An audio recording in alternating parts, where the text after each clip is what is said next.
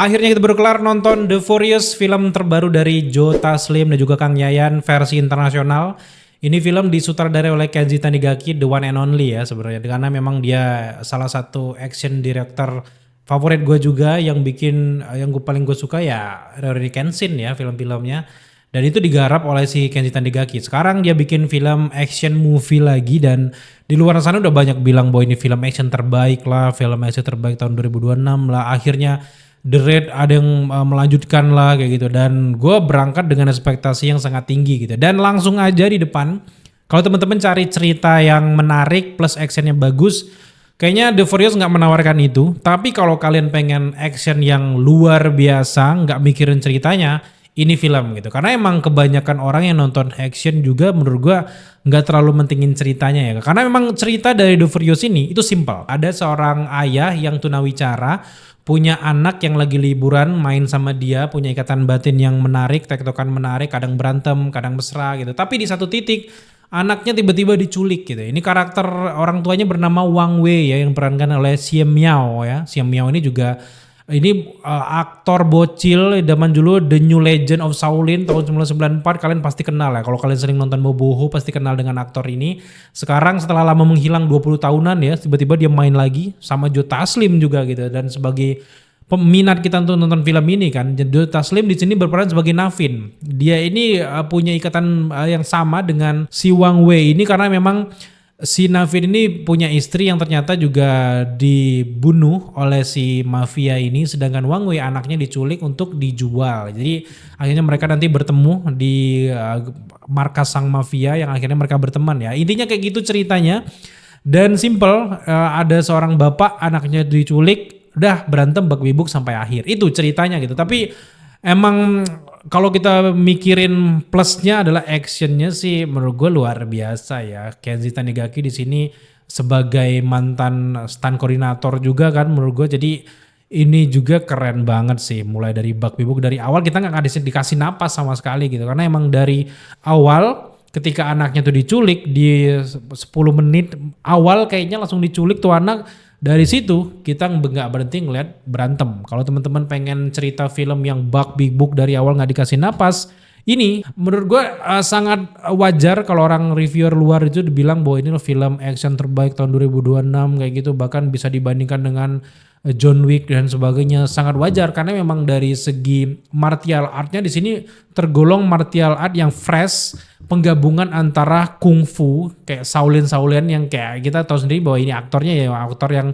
fasih dengan kungfu dan juga Shaolin gitu, digabungkan dengan Joe Taslim yang atlet judo. Karena emang kalau teman-teman ngikutin Joe Taslim kebanyakan kan dia ngikutin koreo dari silat kayak The Raid dan sebagainya gitu, dan judo itu nggak sedetail di film Furious gitu. Kalau teman-teman pengen lihat Joe Taslim yang mainin teknik judonya, apalagi pas dia pertama ketemu sama si Wang Wei ini di markas musuh di bar itu, dia pertama kali ketemu kayak gitu, itu mainin kakinya, jepit-menjepitnya, jebang-menjebangnya judo banget, dan gue puas sih. Itu salah satu adegan scene favorit gue yang ada di Furious ya. Jadi secara keseluruhan menurut gue ini film aman banget dari segi koreografi dan juga fighting sequence-nya, dan juga bagaimana kamera movement yang dihadirkan ketika berantem itu kelihatan banget mereka ya dengan konsep-konsep ya film kayak The Raid gitu, dimana mereka udah latihan. Gue dengar juga mereka latihan udah sekitar sebulan setengah, itu full latihan setiap hari kayak gitu, dan kebayar ternyata di film ini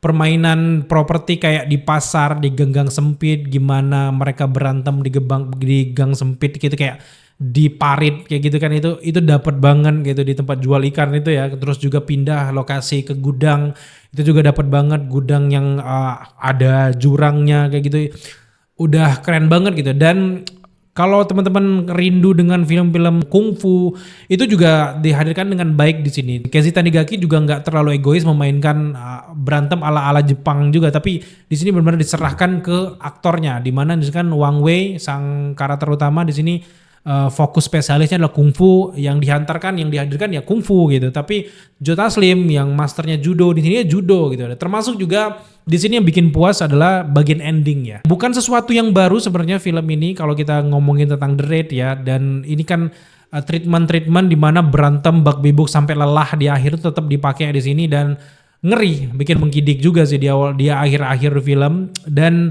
Plot twist apakah ada? Ada sebenarnya kan, terutama dengan sang main villain di sini, aktor yang awalnya terlihat cupu pakai kacamata gitu ya. Ternyata di bagian akhir intens banget berantemnya gitu, dan adegan-adegan yang dihantarkan dari berantem cukup believable banget, terutama juga adegan-adegan yang nggak masuk akal dalam tanda kutip bagus gitu, ketika dia tiba-tiba naik ke lorong pakai motor sama anaknya ikut ngebukin bak. Itu sih bikin puas banget kayak gitu, dan juga permainan kamera, sinematografi nggak ada masalah. Yang masalah lagi-lagi adalah gue cukup jarang nemuin sebagai orang yang suka dengan film yang punya cerita development karakter mendalam plus action yang bagus. Gue nggak menemukan di The Furious itu aja, karena emang di sini gue agak kalau ketika filmnya berhenti berantem, fokus ke dramanya, itu langsung jomplang itu 180 derajat, boom, langsung kayak gitu. Karena gue nggak tahu, karena memang si Kenzi ini bikin filmnya nggak menuju ke negara tertentu, misalnya di Filipina, karena kan ada bahasa Tagalog dan sebagainya. Dia nggak bilang itu di Filipina, nggak bilang juga di Indonesia. Sedangkan dubbingnya sempat kedengaran juga ada bisik-bisik Indonesia, dasar kamu polisi jahat kamu, gitu. Tiba-tiba dia yang bisik-bisik gitu. Dan gue nggak tahu apakah mereka pengen nge-create bahasa baru atau apa, negara baru atau apa gitu, tapi aneh aja gitu, percampuran bahasa di sini bikin penonton bingung gitu. Dan di sini juga polisinya, aktor-aktor yang mafia-mafianya gitu, wajah-wajahnya tuh menurut gua asing dan nggak believable ya gitu ya. Asing kalau believable nggak masalah ya. Salah satunya kayak karakter yang botak, yang betato, yang nggak mati-mati itu kan, itu believable. Meskipun wajahnya kita nggak terlalu kenal juga, tapi believable. Tapi ketika jomplang masuk ke ruang mafia itu gitu, kita rapat sama mertuanya gitu, nggak believable banget gitu. Gue agak keganggu aja dengan wajah-wajahnya. Ini bapak-bapak diambil dari mana kayak gitu. Tiba-tiba kok jadi mertuanya dan ini. Koreografinya tergolong baru, termasuk juga di ring itu, karena mereka kejebak di oktagon. Oh itu kan kayak ring itu, dia mukul pakai palu, bam, naik. Itu sih salah satu scene action movies terfavorit gue sih. Menurut gue itu juga keren banget. Dari segi acting per karakter di sini nggak ada masalah menurut gue. Di sini aktor si Wang Wei yang diperankan oleh Xiao Miao ini believable banget. Nggak banyak yang tahu memang latar belakang dari aktor ini. Dan kalau orang-orang yang nggak kenal dengan dia, fresh tapi sangat believable kalau dia bisa berantem gitu. Karena kelihatan banget dia kayak mamang-mamang yang marah kayak gitu. Ternyata di sini dibikin cerita bahwa sebenarnya ada background yang disembunyikan, yang memang nggak dikasih tahu dari sampai akhir film, nggak dikasih tahu, jadi misteri aja. Tapi jadi cerita setelah keluar dari bioskop, kira-kira dia jadi apa ya sebelumnya, apakah dia tentara, apakah pembunuh bayaran gitu. Karena emang dia tiba-tiba masuk ke negara ini nggak punya KTP, masa lalu background mereka nggak ada setelah dicari sama polisi. Itu believable banget. Kemudian juga karakter anaknya yang bernama Rainy di sini juga sangat menarik, punya sisi cerita yang menarik juga. Ketika dikurung bersama dengan anak-anak, dia punya tekad untuk kabur juga. Dan terlebih untuk aktor-aktor kebanggaan kita ya, kayak Joe Taslim, Kang Yayan,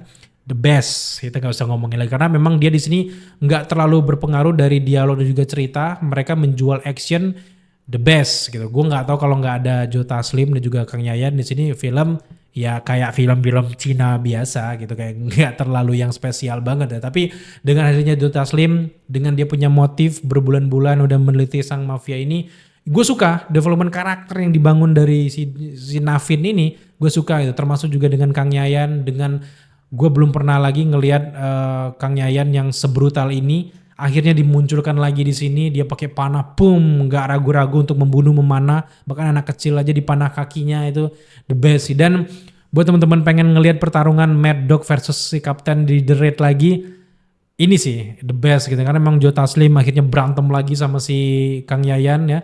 Itu wah nggak ada matinya sih. Dan konsep-konsep berantem sampai capek, penontonnya pun sampai capek di sini tetap digunakan. Dan rumus kayak gini sudah pernah dipakai. Bukan sesuatu yang baru, tapi untuk action gue suka. Bagus kesan. Setidaknya ya di tahun 2026 kita bisa ngelihat action yang fresh, martial art yang modern, percampuran antara martial art lama dan digabungkan, dikemas jadi modern gini, gue suka gitu. Untuk film action terbaik tahun 2026 mungkin orang-orang belum lihat Ikatan Darah kali ya. Ikatan Darah tuh sialnya ya dia nggak punya jangkauan audiens ke Hollywood ya. Sebenarnya bisa dibandingkan justru ke Ikatan Darah ya. Jadi menurut gue itu kalau dibandingkan dengan The Raid tergolong masih jauh ya gitu. Kalau meskipun action sequence-nya bagus, untuk kita orang Indonesia, The Raid itu gue sukanya gimana kamera itu ikut silat, ngerti nggak sih, kayak ikut ke bawah kayak movementnya. Di sini juga sebenarnya di Furious juga kayak gitu, tapi nggak semateng konsep yang ada di The Raid gitu. Apalagi kalau kita ngomongin dari pertama dengan kedua gitu.